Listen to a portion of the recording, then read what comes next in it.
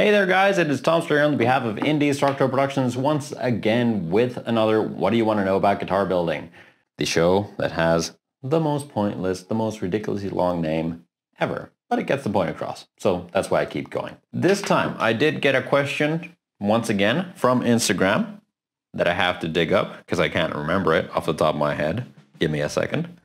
I'm going to butcher this name, so I apologize beforehand. Crispiniano Odrave asked, how about a topic about the transition of headstock angle behind the nut on a multiscale guitar? Until now, I'm scratching my head. How does it go? It is fairly simple. It is actually really simple that I can demonstrate it on this block of wood as if it was your neck. This did confuse me at first as well, but it is really quite simple. All you really need to keep in mind is you could draw out your guitar, make sure you have everything set and ready. One of the most important things first is figure out your scale lengths. So you have the ends of your fretboard and you have your frets marked out. You don't need to have it done, but that gives you a rough starting point on where to go. And it does help if you have the fretboard ready as well. Anywho, just briefly, this is a bad example.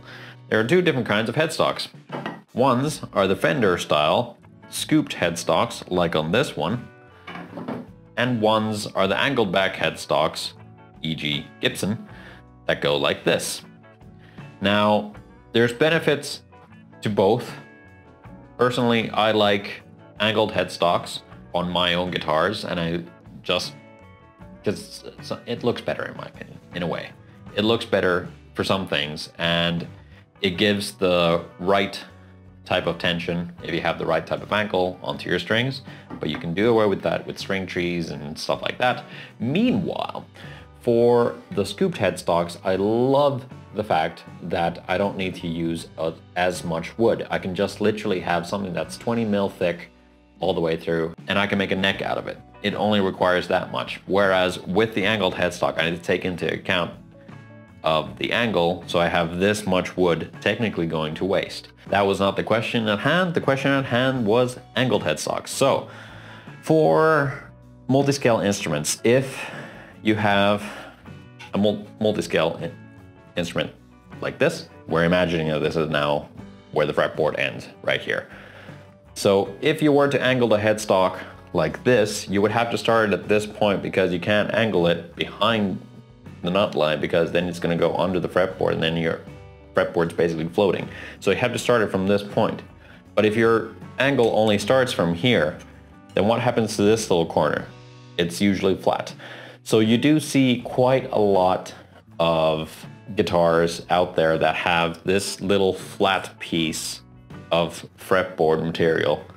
Usually, good examples of these are some of the Ibanez's, where they haven't made the headstock angled. They've actually just made it, or they haven't made a multiscale angle to the headstock. They've just made a normal angle as with any other guitar. Whereas with a multiscale instrument, you have two different scale lengths that kind of transition between the two.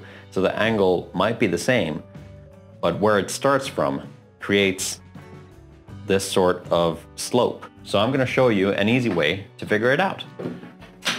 Let's check it out. All right, so first things first, let us mark just a rough angled headstock. Let's say that's the end of the fretboard, right? Or the end of your nut. So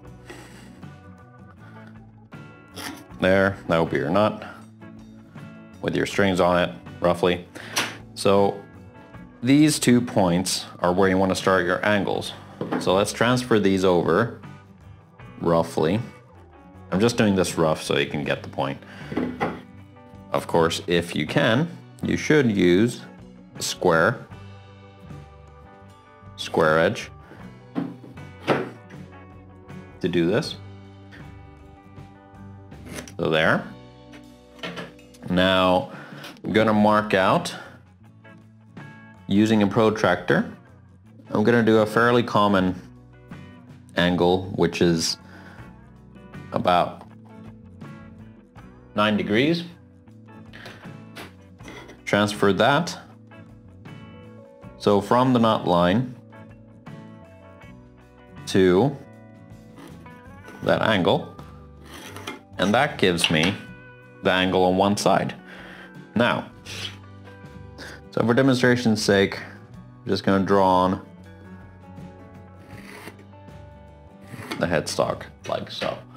Now I hope you can actually see that. Let's turn down the intensity on the light a little bit. Wonder if that shows up a little bit better.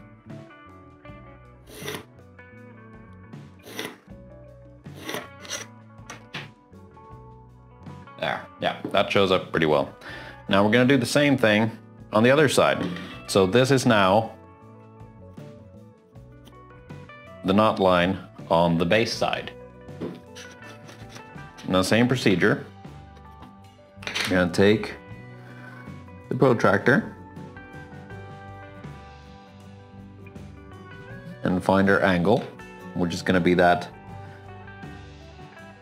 9 degrees.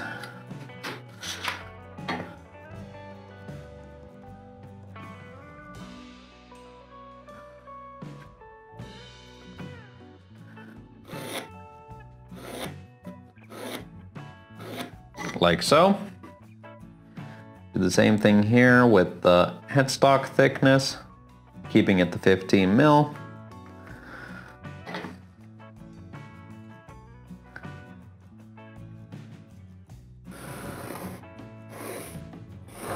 Roughly like so. Now I'm going to transfer that mark, all these marks, onto here. So the end of the headstock. There.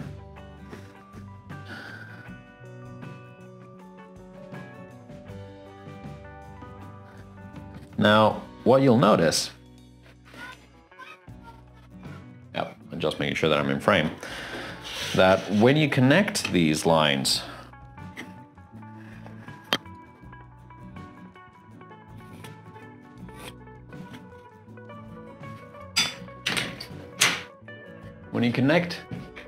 these lines to each other, the angle of the headstock is no longer straight. Now it has that curve because it's following the two different scale lengths.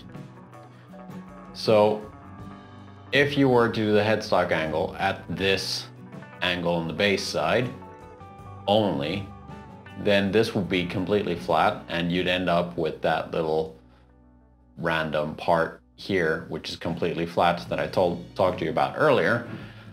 But in combination with this side, it creates the angle that you need, and the angle goes like that.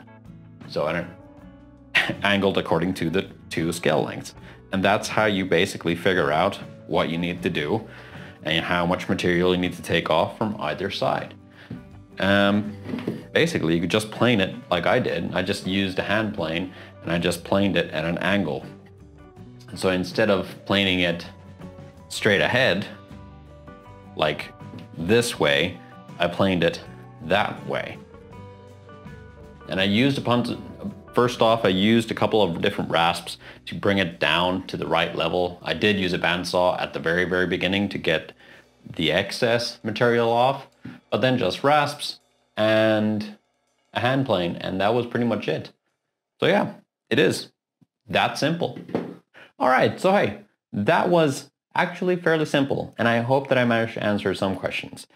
I hope you enjoyed the video. Click like down below, comment and let me know what you'd want to see in the future, and yeah, subscribe to see more. Now go make some dust and make some multi-scale instruments, because those are freaking badass.